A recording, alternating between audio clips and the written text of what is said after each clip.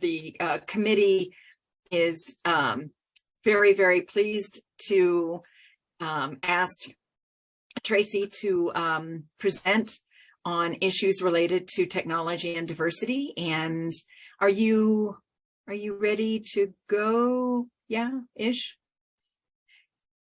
I am ready. I just have one little thing that's weird. When I start my PowerPoint, I can't hear you talking, and I've never had that happen before. Yeah, I know. I'm getting worried here.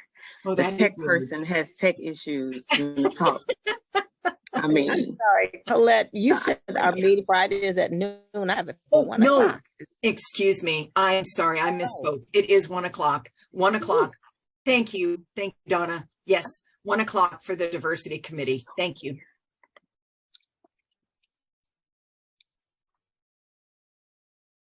Okay. I am going to see if maybe you can still hear me when I start talking. Oh yes, Myra, you listen. I have them all the time. It is a normal thing, and I'm don't get me wrong. I'm smiling. I'm a little nervous. I don't like it, but it's normal. It's totally normal, and everybody should be comfortable with having tech problems right when you get ready to start a presentation. So I'm just gonna go, and hopefully you can still hear me, even though I can't hear you guys. And I don't know, type your questions in the chat. I was just going to ask if the chat would be better for questions. Okay. So typing our questions in the chat. Okay. Yeah. Okay. So I'm going to, what were you going to say? Rick has offered to also, if that would work better, so he could. You know what? Yes, that would take my stress level down. Let's do that really quickly. It's coming right now, Rick. Thank you. Rick's my partner in crime. He always has my back. I'm so appreciative. Okay, here we go. Oh, wait a minute. I gotta make sure I give you the right one. Oh. Hang on, let me make you co-host. So Tracey is co-host, and hang on. Out of all the people to be doing tech stuff, I am not. You got this. No, you're it. You got it. Here we go. Okay. All right, here we go. I've got. Oh, wait. Wait a minute. Why am I not able to give Rick co-host? Did you create the Zoom? I did not. It looks like I can share my. It looks like I can share my screen. Share. So I should be okay. Yeah. Okay, I sent it. Thank you guys so much. Okay, thank you. Okay. I'll just be flipping through my notes as we go.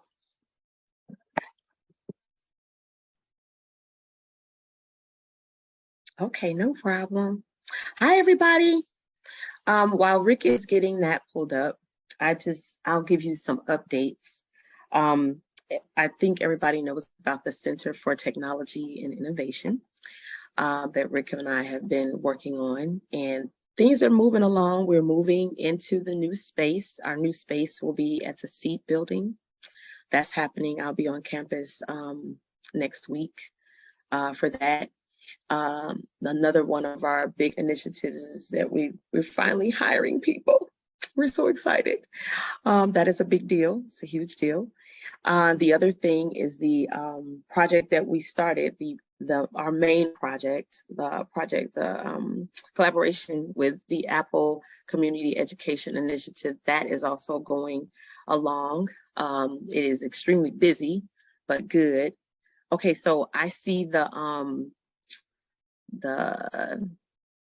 the presentation, the slideshow version. Rick, can you share the other, you know what I'm saying?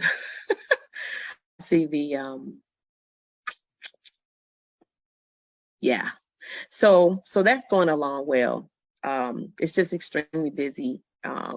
It's a lot, but it's pretty cool. We'll have this showcased again a showcase again, and it'll be in May this time. Thank you for sharing that, Anna Paula. Anna Paula is going to be our building mate coming here real soon. So yeah, when the showcase happens, I'll make sure that the invite is broadly distributed. This is our second year. So you know how it is when you do something for the first time. The first time it's a little rocky. We learn some things and we figure some things out. So it's all good now. Well, you know, we're still working out things, of course, but it's still better. So today I'm just gonna, this is gonna be interactive. I did not make this I didn't make it a purely academic talk.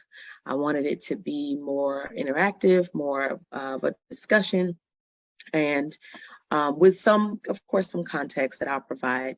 And what's funny about this too is one of our doctoral students contacted me about a paper that she wants to write, and it was about very similar themes as this talk.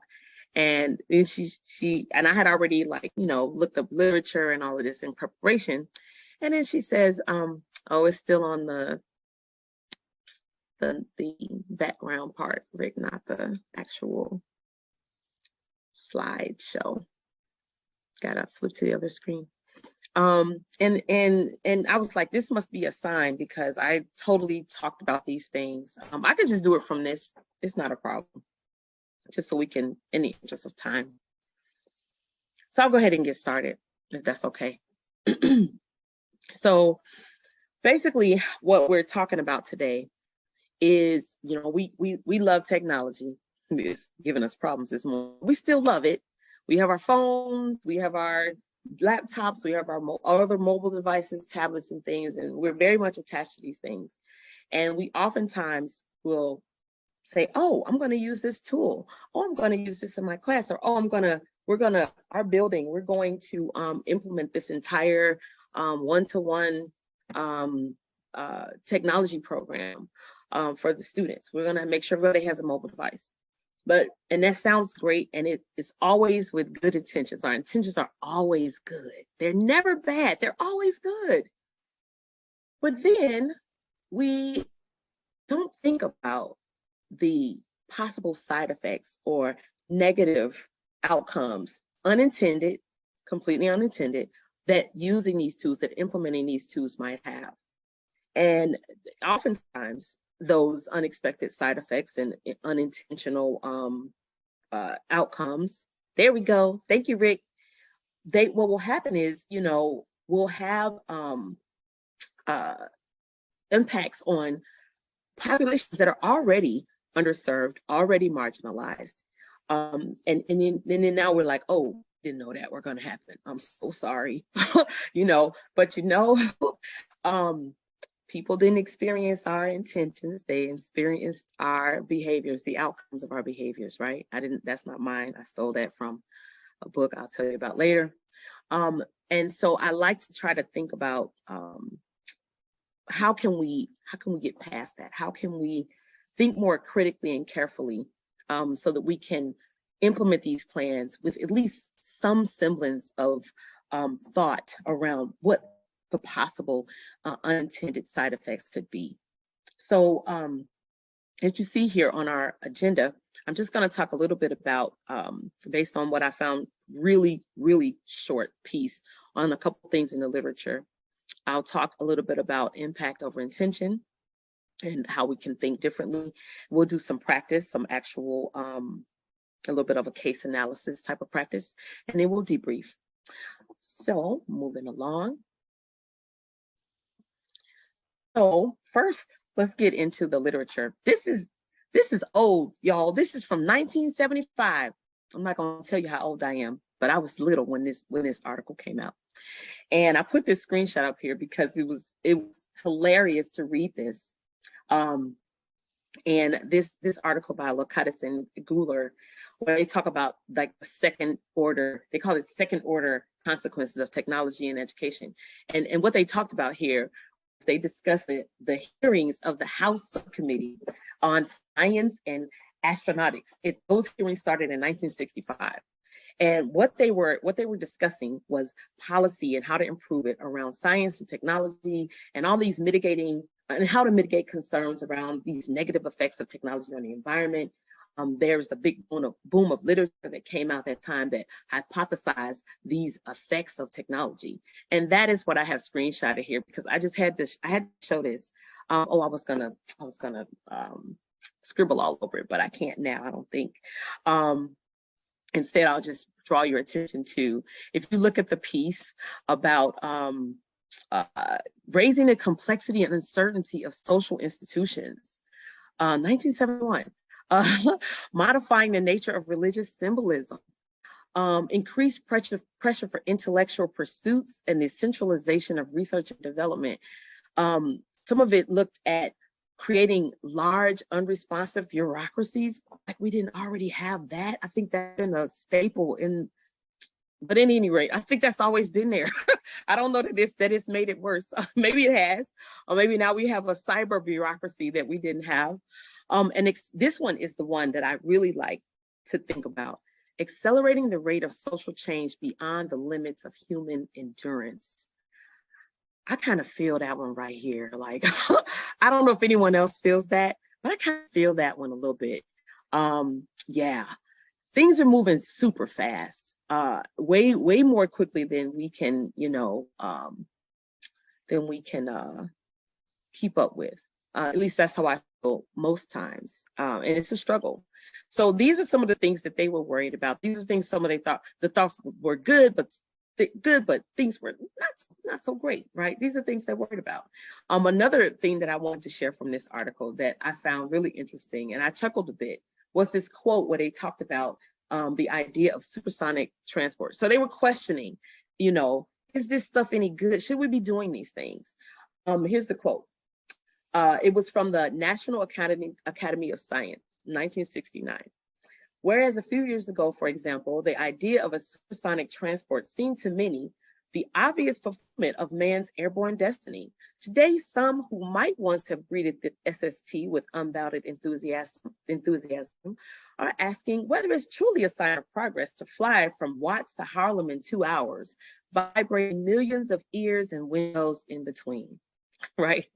So if anyone knows about kind of like the history of supersonic transportation, they're still working on that. That's not dead. Just take off. There's a pun there. I need the drunk to I'm a little stale joke. It didn't take off like they thought it would.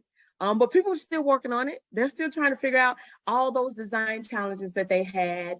The noise was one, the high cost, and other design challenges that they really couldn't. It made it like the ROI just wasn't there, So, but they are still working on that. The most recent thing I read about was something that was being developed and hopefully will be launched by 2029. We'll see what happens in 7 years. So this issue, you can forward the slide, Rick. This issue it's not new. It's an old problem that we haven't solved. And this screenshot is from a website that talks about another article that I found this fast forward to 2017 about the one laptop per child project. And this one article, which I thought was really interesting and totally illustrates the point that I want to drive home here. Steves and Kwame, 2017, they tell about this one laptop per child project. And this was the case in Ghana that they talked about. Ghana discontinued their participation after a couple of years. And the aim of that project was to provide low-cost tools to children in developing countries. They wanted to bring, laptops to the world's poorest children. I think that was a quote I read. And they thought, that technology access will empower children through education. It didn't go as planned. Did not go as planned. Is anybody if you can use the hand raising feature, tell me if you know about this project, specifically its implementation in developing countries. Anyone else know? I see, Rick, you raised your hand. Anyone else heard of that project? No one else. Okay, that's good, because that is what I'm going to have us talk about. Okay, Ian knows about it. Okay, a couple people. Okay, that's good, because I want to have us talk about that.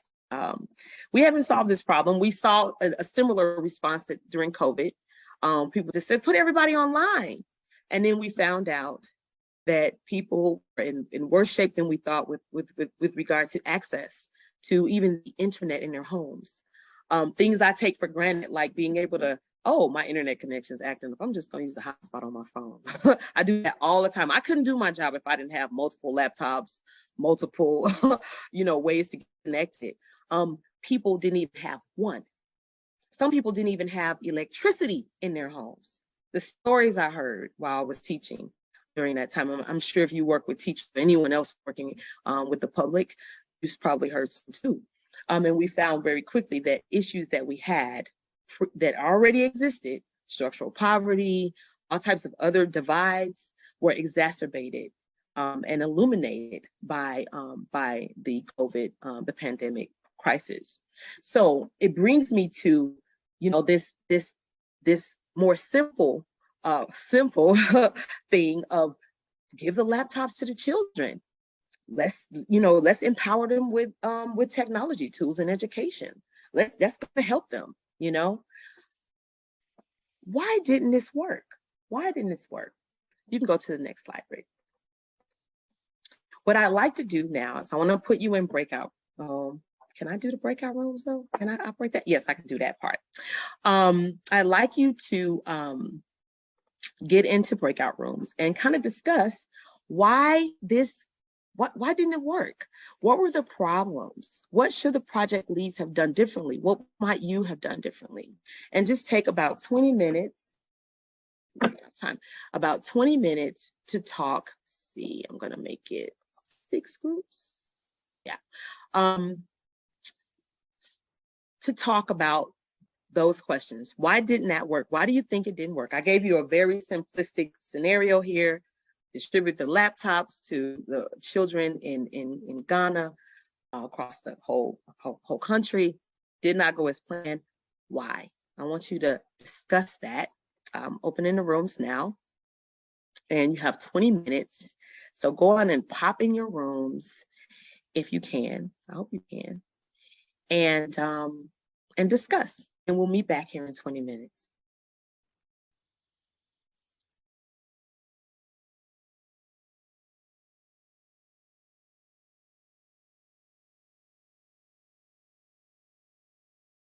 Peace out. Can people hear me? Okay, cool. Okay, so, and we're back recording. So what did we find out? What did we come up with? Why didn't it work? What were the problems? Karen, can you still not hear me?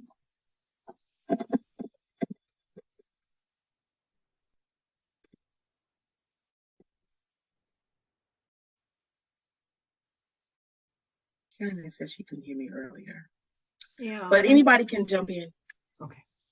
You cannot. We talked about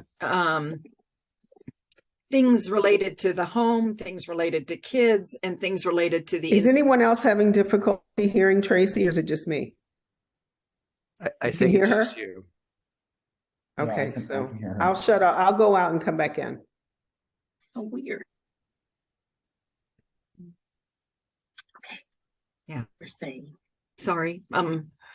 We talked about parents in terms of their understanding of the language around technology, as well as the technology itself, having internet and power issues, the kids needing time to learn how to use the technology for training, as well as the learning process, as well as the equipment itself and how to care for it, how to use it.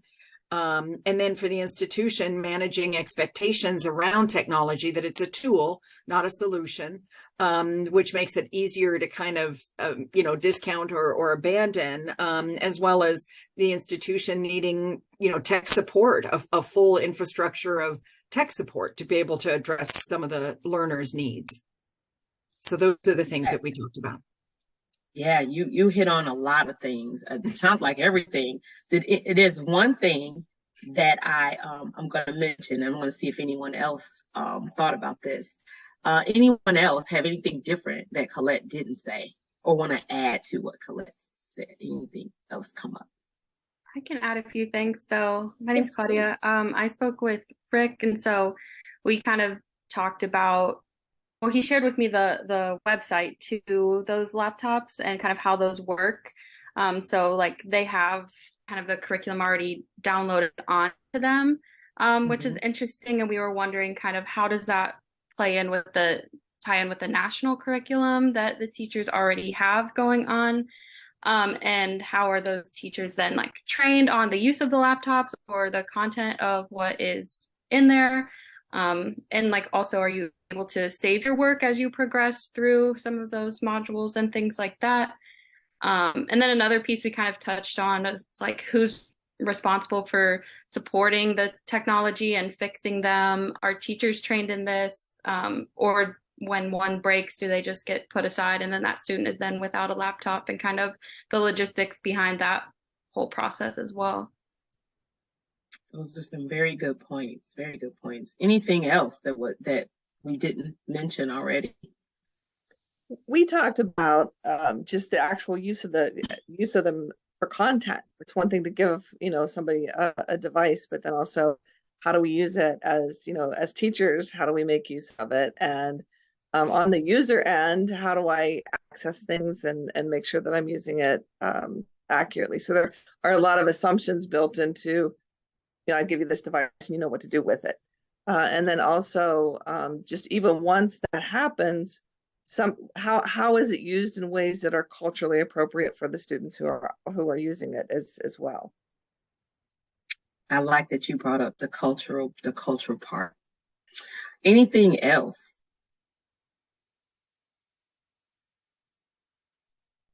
Anything else? Oh, sorry. One thing we mentioned in my group was for one thing, just the resources of Wi-Fi and internet being inconsistent and different in different places. And then also the fact that hardware can be obsolete very quickly. So you can deploy them, and even if they were low cost, that's great. And this is something we see in our domestic schools, of course. But what do you do when the hardware is obsolete in a few years? Yeah. Oh, that's a big one. That goes back to that technology moving fast thing. I have stuff in my house from just a few years ago, and it's like, I don't know what I'm gonna do with this. Needs to go to the trash, but I feel bad throwing it out. It's like it's no good now, right? So quickly. So anything else before I reveal a couple of things? Anything else? I'm really intrigued, Tracey, with the cultural implications, and I'm really glad that Yvonne mentioned it. Me too. When we were talking, I was kind of comparing it to our experience here instead of thinking, because I don't know much about Ghana. So I appreciate that. Yeah, that must be a critical piece. Critical. And since you, it's a perfect segue. All of the things you mentioned were all issues. One of the bigger issues was just simply outside of the support, outside of training, electricity supply was not widespread and consistent. This stuff needs to be charged. It has to be charged or you can't use it. So that right there being one major issue that wasn't really thought through, that has to do with kind of like the socioeconomic context of the country, right? But then also all the things you guys named, but the one piece that I found just really intriguing is it exacerbated an existing gender disparity. It exacerbated an existing gender disparity. There's already in that country there's a sociological, structural gender inequality there. And I've been to a couple of places where that is the case. And you can't see it like outright. And with us, with Americans, we have our way where we just go into places and we don't think about that this stuff is here, that things that we complain about is bad for us. Like, I'm not saying that we have our own issues, but when we go to another country in another culture that's very different, it's like, oh, this is way more pronounced here than it is at home, you know, and you don't even realize it until you get there. It's like, oh, you know, so that is kind of like the big takeaway for me, is that they didn't think about that women and girls, it's not consistent across the entire country that they're encouraged to participate in education overall, but also not with technology. So, you know how we have STEM programs for girls here because we know that there's a disparity, right? Yeah. So it basically it made it worse. It worsened that issue. So there were a lot of problems, but that problem that really stuck out to me, because how can we find out about that? How can we know about something like that? If we're on the outside trying to solve a problem for a population or a subgroup that we don't know that much about, then how can we know more about these issues? How can we do that? Would you go ahead and share the slide show again? You can go to the next one. I'm going to give you a link to read more about that project. I'm just going to pop it in the chat. If anyone wants to read more, they can. So I call it stinking thinking, something my mama used to call it when our thinking is either limited in perspective or just downright inaccurate or based on some feeling that we might have that when you put it out there and test it against reality is not quite right. Or we've convinced ourselves that this is true, or we're missing something. One of the ways one of the mistakes they made, and we do this a lot, I think, with technology. We don't do this in other areas, but I guess in some others do. With technology, it's easy to do because we get excited about the bells and whistles, and we know what it does for us. Like, I am glued to these machines over here. Okay, this is my life, right?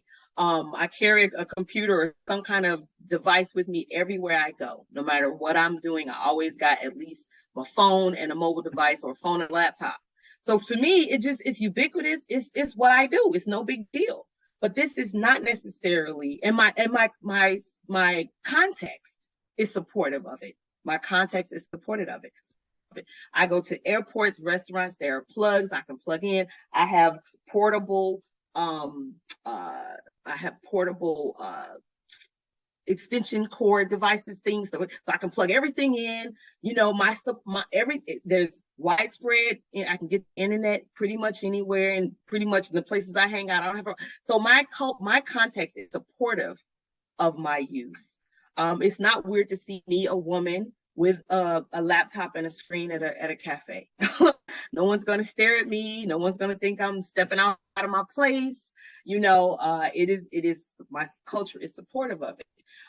We don't think about these other aspects when we're working in environments and with people who are different from us, who have different needs from us.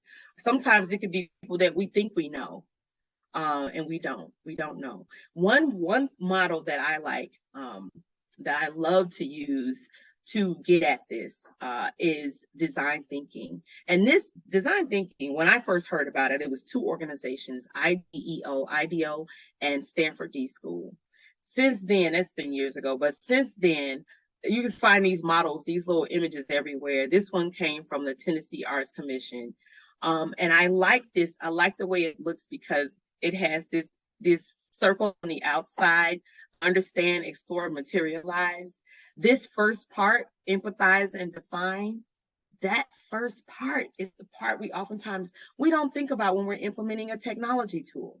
We don't go into our user's world and say, okay, what are you experiencing here? What do you feel when you try to do this? Why don't you have this and that? What's going on? What are your supports? What are your barriers? What's going on with you? What are your frustrations? We don't ask those questions. Oftentimes we don't. Now I'll tell you, we get excited, we see the tools, we don't realize that there's all these other variables that can influence that person's experience and use of those tools, that we may not even have in our context, at all. And so we can't see them because we're very ethnocentric a lot of times in the way we think about our culture and what we do and how we live.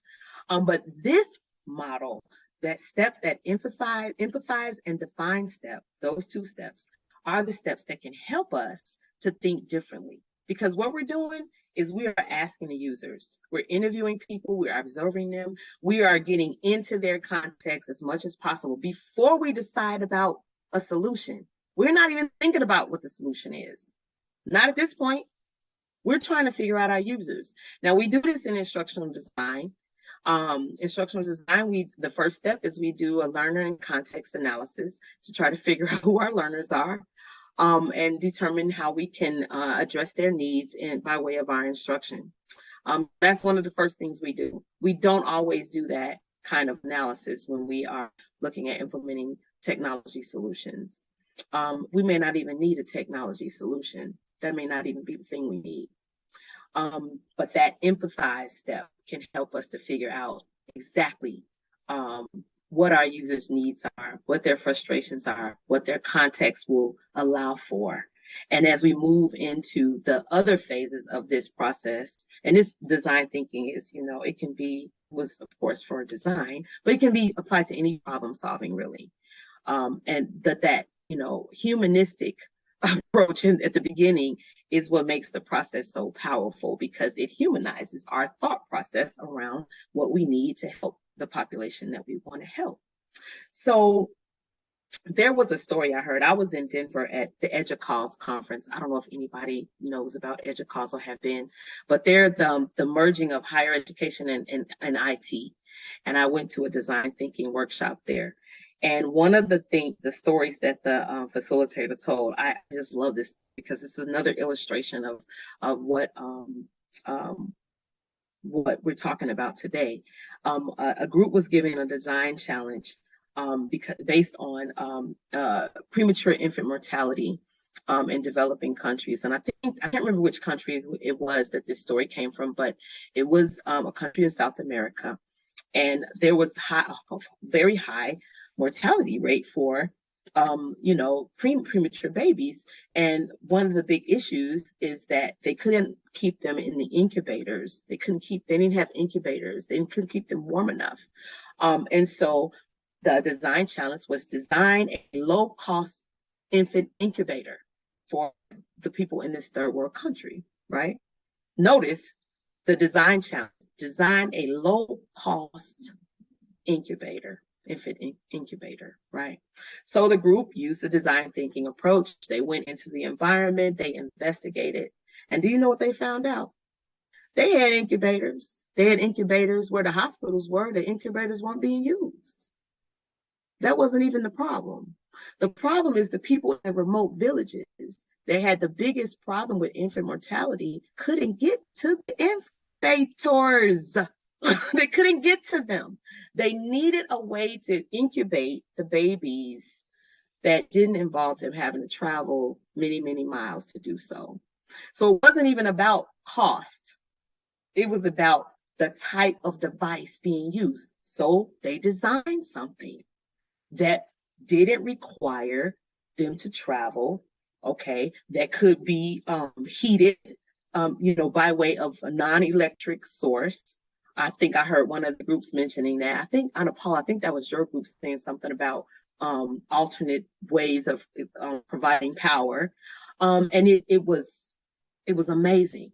But what if they didn't do that process of going into the environment and talking to the users and understanding the context and observing the situation? What if they didn't do that research? They might have done the same thing as just give them the technology and then see that it didn't work.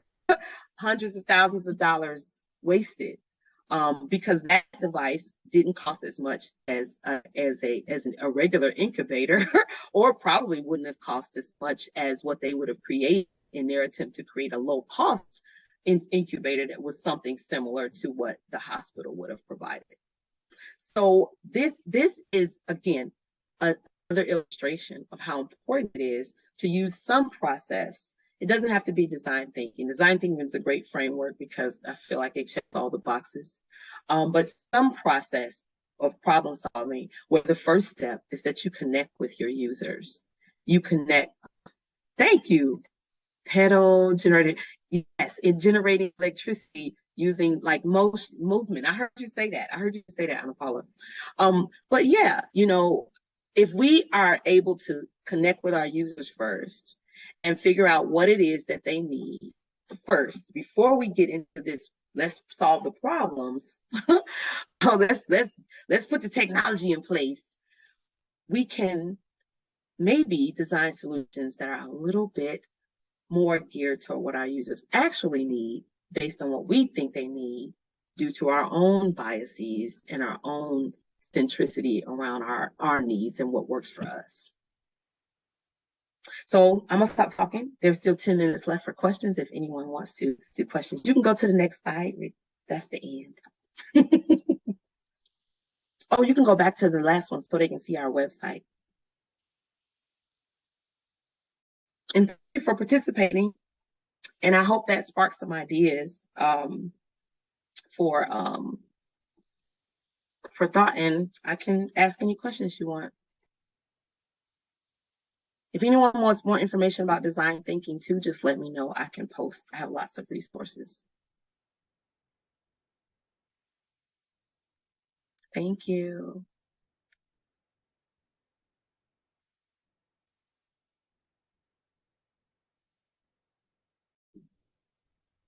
So what questions do people have that that Tracey can talk more with us about?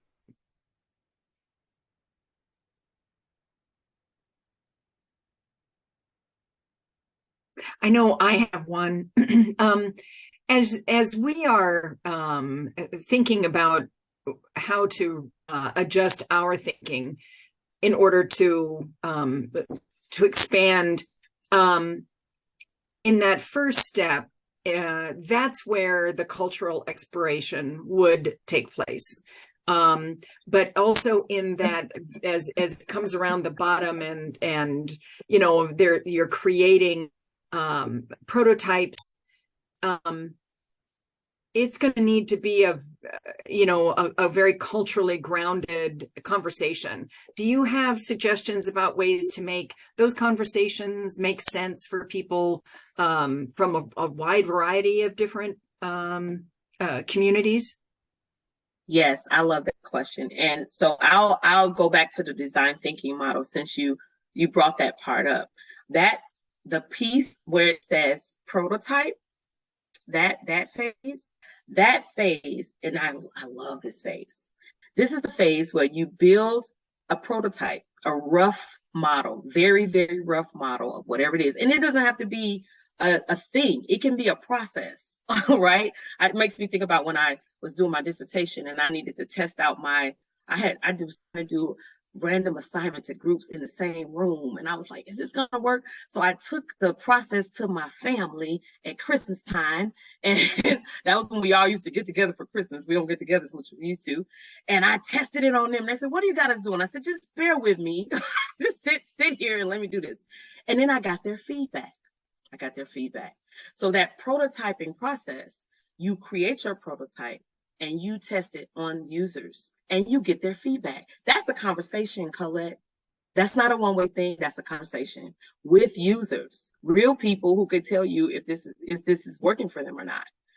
And I think that, again, we start out that process with talking to the users and not just, looking at one aspect of their issue, like, oh, we see that they're having trouble keeping up with math. Like, okay, we see that they can't pay attention in class or whatever. But what else is going on here? Like, get deeper than that. Why? What's going on at home? What's happening in the environment? Is there something distracting on the walls? Is there something going on? Talk to them, right? Do it with them. Yes, Yvonne. And I think a lot of times as educators and as leaders, we want to act out our things on people. Like, we want to, implement things on them. And we don't test it first often. We don't talk about it as we're testing it before we go and all out and spend a bunch of money or a bunch of resources on implementing it. implementing that thing. But if we can make that prototyping phase an actual conversation, you're doing it with them. We created this. We want to see if this is going to solve your problem. Let them give you feedback. That's empowering for the user right there. How many times have you worked with children on something and you want to solve a problem in their community? You bring the kids into the conversation. So as solutions are being floated, let them tell you. Let them tell you if this will work for them. And that helps a lot because it flattens the process, and instead of it being a top-down thing, it's you're working with them, with the population in question. I hope that makes sense. Anything else?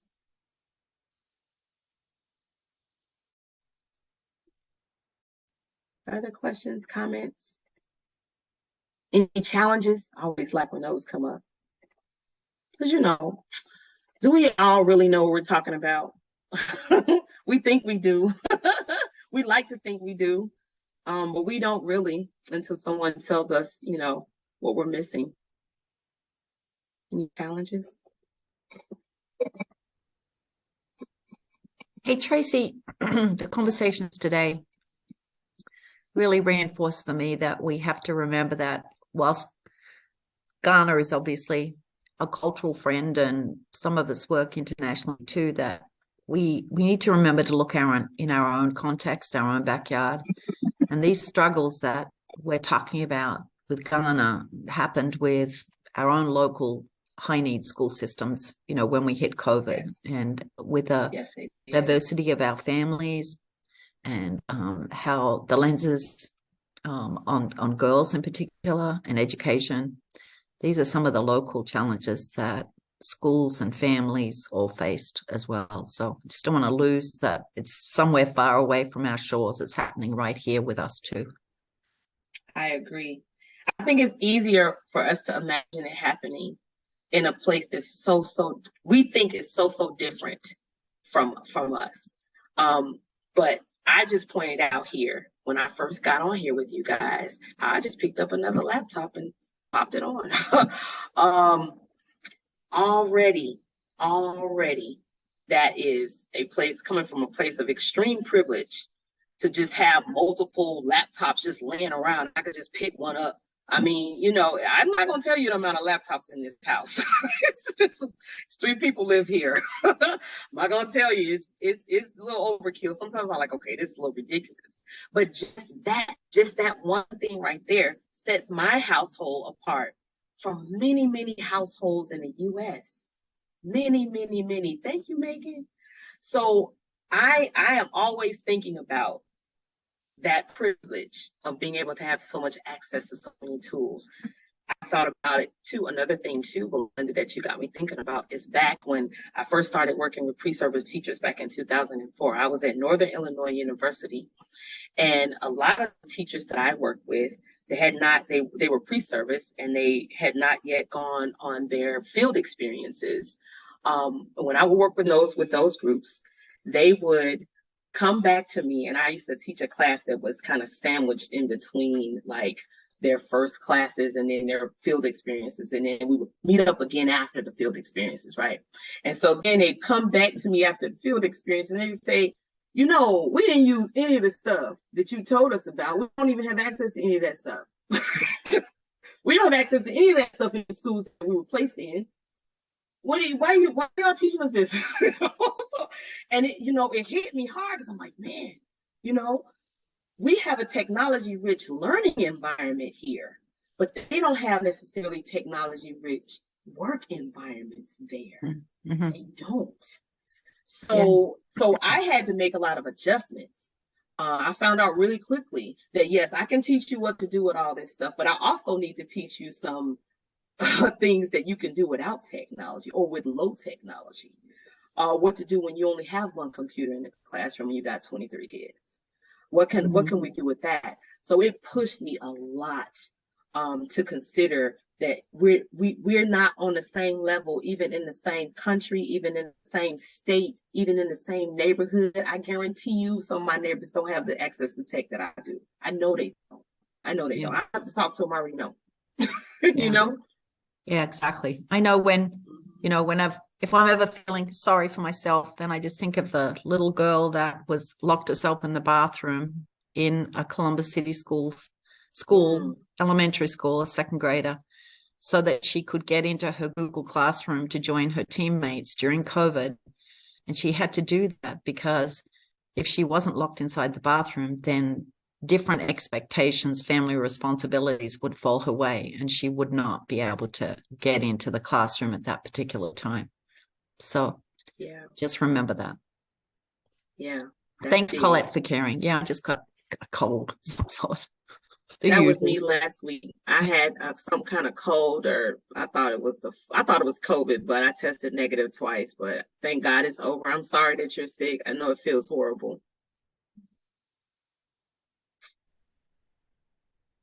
Well, thank you guys for participating and for the conversation.